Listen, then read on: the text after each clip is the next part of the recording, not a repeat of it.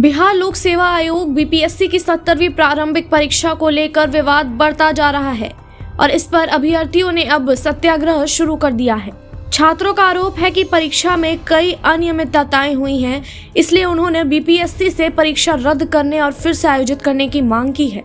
छात्र संगठनों का भी इस आंदोलन में समर्थन मिल रहा है, जिससे यह आंदोलन और भी व्यापक हो गया है। अभ्यर्थियों ने अपनी मुख्य मांगों को लेकर कुछ बड़े ऐलान किए हैं। सबसे पहला ऐलान यह है कि अगर उनकी समस्याओं का समाधान नहीं किया जाता तो वे राज्यव्यापी आंदोलन करेंगे। छात्रों का कहना है कि उनकी आवाज को नजरअंदाज नहीं किया जा सकता और अब वे पूरे बिहार के छात्र संगठनों के समर्थन से अपने आंदोलन को और तेज करेंगे। इस दौरान अमन कुमार नामक एक छात्र नेता ने यह घोषणा की कि अब पूरे बिहार के छात्र संगठन उनके साथ खड़े हैं और सत्याग्रह में हिस्सा लेंगे। हमारे तमाम एनएसयूआई के साथी और भी छात्र संगठन इस आंदोलन से जुड़े हुए थे और कहीं ना कहीं मैं आपको एक बात बोलना चाहता हूं स्पष्ट कि ये खाली एक राज्य, एक पेपर और एक भर्ती की समस्या नहीं है।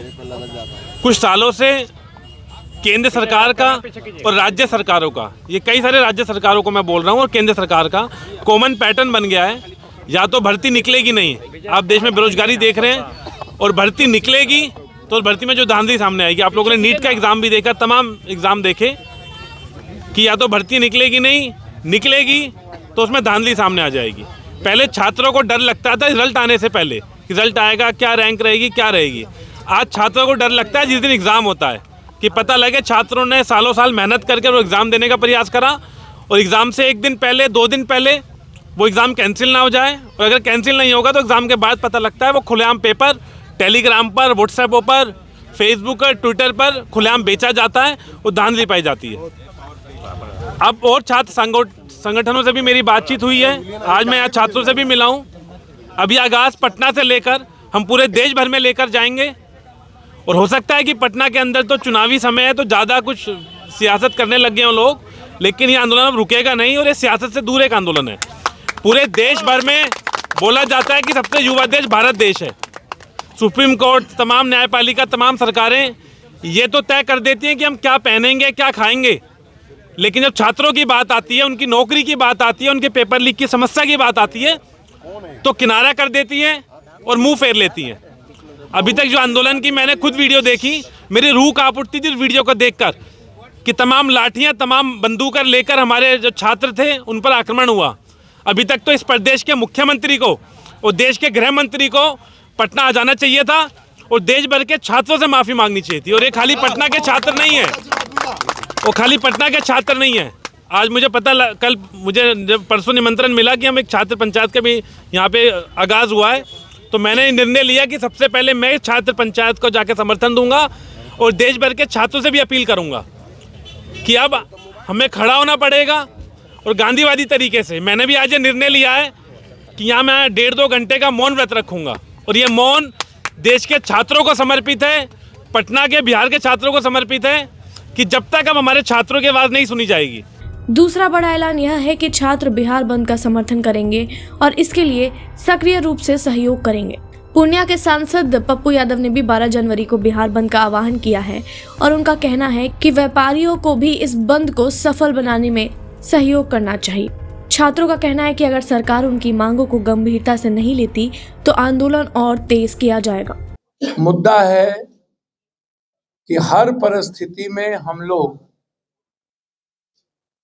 जो हर तरह के एग्जामिनेशन में भविष्य के बच्चों की जिंदगी को खत्म करने की तैयारी और पेपर का लीक आउट होना, इसमें बिना सरकार के, बिना पदाधिकारी के, बिना सिस्टम के ये नहीं हो सकता है। इसीलिए हम राष्ट्रीय अध्यक्ष चंद्रशेखर रावत जी, ओवैसी जी ने, बेनीवाल जी ने ये निर्णय लिया है कि सदन को किसी भी कीमत पर 31 मार्च से जो खुलेगा उसमें हम लोग नहीं चलने देंगे। तीसरा ऐलान यह है कि अगर उनकी मांगे पूरी नहीं होती तो छात्र संगठन पूरे बिहार में पदयात्रा निकालेंगे। इस यात्रा का उद्देश्य सरकार तक छात्रों की आवाज को पहुंचाना है। अभ्यर्थियों का कहना है कि यह यात्रा सरकार का दबाव बनाने का एक प्रभावी तरीका होगा। अभ्यर्थियों का मुख्य मुद्दा यह है कि बीपीएससी की परीक्षा प्रक्रिया में पारदर्शिता लाई जाए। उनका कहना है कि आयोग के निर्णयों और प्रक्रियाओं में कई खामियां हैं जिन्हें तुरंत ठीक किया जाना चाहिए। सत्याग्रह के दौरान छात्र संगठनों ने भी इन खामियों को उजागर किया और सरकार से इन समस्याओं का समाधान करने की अपील की है। इस पूरे विवाद का मुख्य कारण 13 दिसंबर 2024 को हुई बीपीएससी की 70वीं प्रारंभिक परीक्षा है। परीक्षा के दिन से ही छात्रों ने परीक्षा में गड़बड़ी और अनियमितता का आरोप लगाया है। छात्रों का कहना है कि इस परीक्षा को रद्द कर फिर से परीक्षा ली जाए। सूत्रों से मिली जानकारी के अनुसार बीपीएससी 25 से 30 जनवरी के बीच प्रारंभिक परीक्षा का परिणाम घोषित कर सकता है और मुख्य परीक्षा अप्रैल में आयोजित हो सकती है। हालांकि आयोग ने अभी तक अपनी आधिकारिक वेबसाइट पर इस बारे में कोई आधिकारिक जानकारी नहीं दी है। छात्रों को सलाह दी जा रही है कि वे ताज़ा जानकारी के लिए आयोग के वेबसाइट पर नजर बनाए रखें। इस सत्याग्रह और आंदोलन में छात्रों का आक्रोश साफ नजर आ रहा है और यह एकजुटता का प्रतीक बन चुका है। अब यह देखना होगा कि सरकार और बीपीएससी इस मुद्दे पर क्या कदम उठाते हैं। तमसोमा ज्योतिर्गमय गुरुकुल शिक्षा मंदिर संस्थान के साथ बनाए अपना भविष्य। रेगुलर और प्रोफेशनल कोर्सेज, सेकेंडरी और senior secondary courses, law, teachers training courses, pharmacy and nursing के साथ पैरामेडिकल में डायरेक्ट एडमिशन पाए। वेबसाइट विजिट करें या दिए गए नंबर पर कॉल करें। हमारा पता है गुरुकुल शिक्षा मंदिर संस्थान, कल्याण चौक, DS कॉलेज रोड, कटिहार। हमारा वीडियो अगर आपको अच्छा लगा हो तो आप हमारे वीडियो को लाइक करें, शेयर करें और हमारे चैनल को सब्सक्राइब जरूर करें।